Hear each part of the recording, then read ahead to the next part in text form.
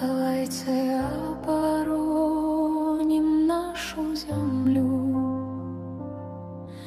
Я надихаю, як ми дихаєм, я болить, як ми болить умеєм. Без яє нам нема куди.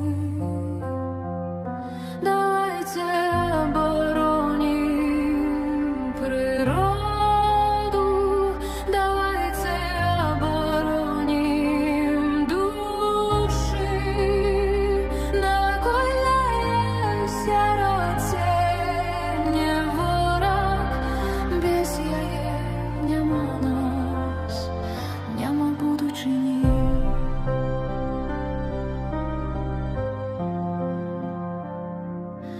Штучний інтелект узростає,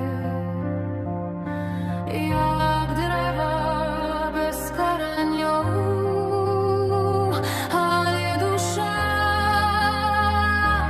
душа вольная. Люди, гэта им не больш.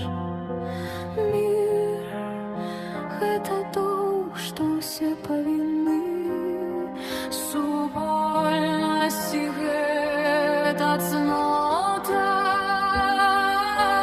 Людзі — толькі яе частка. Мы не ўладары, мы толькі госці.